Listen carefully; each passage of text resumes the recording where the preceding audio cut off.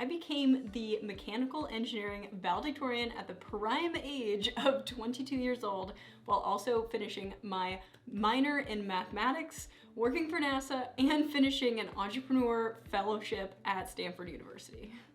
Now, I did all of that without pulling a single all-nighter. So in this video, we're gonna go over a realistic approach on how to study and take tests like a valedictorian. So the first thing we're gonna go over are learning. So that's gonna be how do you consume information and remember it for the long term, because I wasn't really like, I didn't want to regurgitate information, I wanted to remember it. And then the second one is specifically for exams. So super specific exam tips that you'll never really use outside of school, but super important if you want to like ace exams. And lastly, we're gonna go over the sacrifices that I made in order to get these good grades, because they don't come without a downfall. If you're new here, I'm Liz, I'm a data science manager at Intel, but on this channel, I film videos about finances, coding, other generalized tips, and navigating your 20s. So if you're into that, feel free to subscribe. Otherwise, let's jump into it.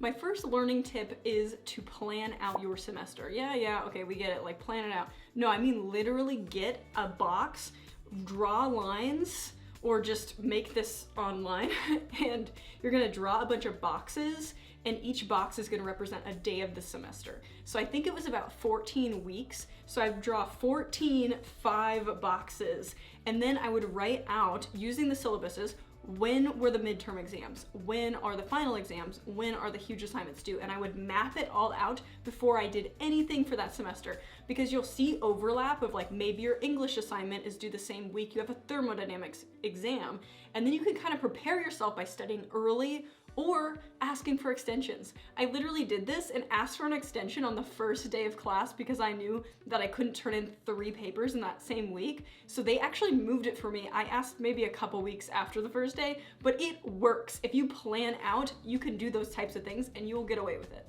My second tip is probably the most important, and that has to rely on spaced repetition. So once you take lecture notes, do not wait more than 3 hours before reviewing them, because you're going to forget within 3 hours. That was like my #1 rule. So if I took thermodynamics notes at 2 p.m., I was reviewing those notes by 5 p.m. Like I had to do it that day. Like don't wait any longer, because then you'll forget and you'll have to relearn, and it's gonna be a lot harder to relearn like 2 days later than it is within the first 3 hours. I swear by this rule. My next tip is to do practice problems. Okay, I'm not talking do the homework. No, do the homework and some. You're gonna do, let's say you're doing the odd problems for homework, you're gonna do the evens too. That is how you get really, really good and start to see the pattern of the problems. And you wanna mix in other problems from other chapters. I know, this is like way overkill, but in an exam, you're never gonna do the same problems in the same chapter. So you wanna start practicing by stealing some problems from past homework assignments and seeing if you can recall and mixing them in so you can switch between this type of problem and this type of problem. I swear by it. Once you've done enough problems, the next best thing is to condense all your information into a study guide. So I love study guides because you'll start to see patterns and steps. You'll go, okay, solve for this, then plug it into here, and then into here, and you'll start to see these step-by-step solutions. Now you want to make sure that they're applicable to most problems and say, okay, if it's this type of problem, do X, Y, and Z. If it's that type of problem, do 1, 2, and 3. Like, it's very important that you start to see the routine, the patterns within the problems themselves. Now this last tip is to write in blue, okay? Now I've read like some study, it was a long time ago, about how you remember things more in blue. I think it's more of just like a mental thing, but I started writing in blue and I swear I remembered more. So, I mean, that 1%, man, it counts. Okay, so now let's get into some exam tips. Now I mastered freaking exams, okay? Which is not a good skill to master because you're never gonna use it ever in life, like post-college, but whatever. I'm gonna give you my tips here. The best one is to make your own exam. Okay, you're like, what? What does that mean?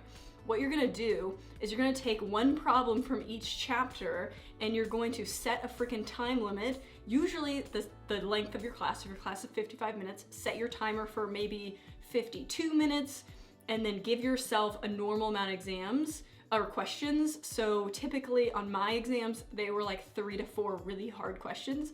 So I would pick one from chapter 1, one from chapter 3, maybe one here, and they would just be random. And then I would sit down, time myself, reenact the test. I would take it in the actual exam room. So you know where your classroom is. You're gonna go to that classroom, maybe in the early morning before anyone shows up. You're gonna sit down, time yourself, and almost reenact the exam itself. I'm telling you, this is the best way to up your exam scores because you are literally recreating it.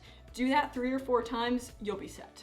My next tip is during the actual exam itself, box information. Before you start reading, start boxing information that you actually need, because you don't need to read the U and the R and blah. You need to read temperature equals blah. You know, box the information, that's important. This next tip is a little bit more like, I just found this a little bit helpful for me, is to bring separate paper.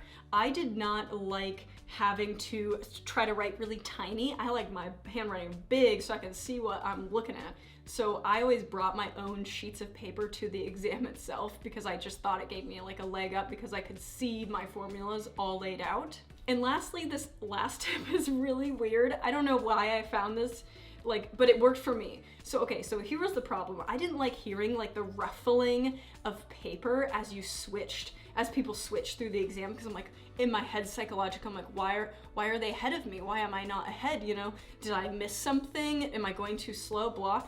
How I got around this was literally buying earplugs and putting them in my ear during the exam. I know you're gonna look a little off, but I swear it's like one of my best tips. I tell all my friends when they're in college, I'm like, wear earplugs, get in the zone. It will put you in a flow. I don't know, there's something about it, but I wore earplugs to every single exam my entire series through college. Okay, so now some sacrifices I had to make, because it sounds nice to be number 1, to be a valedictorian, great. But there were some serious sacrifices that I was willing to make that other people most likely are not willing to make or don't want to make. Like, I don't recommend it personally, but I basically never went to a single party in college. I didn't drink in college, and all my friends were smarter than me and were like physics majors, engineering majors, people who were gonna push me. So those are some sacrifices that you have to make, as well as I never took a weekend off. So I never took a Saturday or a Sunday off. I was on campus every Saturday and Sunday in the study hall, studying, doing homework, all that jazz. Like, it was no joke. Sometimes I think about it. I remember like really struggling with having weekends off when I started working, like in the actual industry. I was like, oh my gosh, what do I do on a Saturday? Should I work? But like nobody was working. I was like very confused. So I don't recommend it unless you're like super anal about getting a 4.0 GPA, you wanna be number 1. Those are some of the sacrifices you're gonna have to make. Social life, drinking, and your weekends. So all in all, that is kind of what strategies I use to get really good grades. I don't recommend stressing yourself out to the point of like no return, because I would get viciously ill before every exam. Like, great, I was getting 100% on exams, cool, but I was throwing up. I'm not kidding. I would go to the exam room like 20 minutes or 30 minutes ahead of time because I knew I would be vomiting before the exam. So almost every exam I vomited. I'm pretty sure I was in the bathroom vomiting. I'd come back and be like, okay, we're ready. Like, I don't know why I put so much pressure on myself for these exams. Like, I don't know, for some reason, I think it was like a self-esteem thing. I just wanted to prove that I was smart, that I could do it, that I could be number 1. And honestly, like, it gave me a lot of self-esteem. But at the end of the day, I'm just like, why did I do that? But it is kind of nice to just have that clout, and just know when I walk into and I go into industry meetings or whatever, I just remember like I was number 1. So when people try to make me feel dumb, I can just remember, no, you were number 1, you're good, you know? So it's kind of like a pat on the back, and I like it as a backup, but I don't necessarily think it was worth it.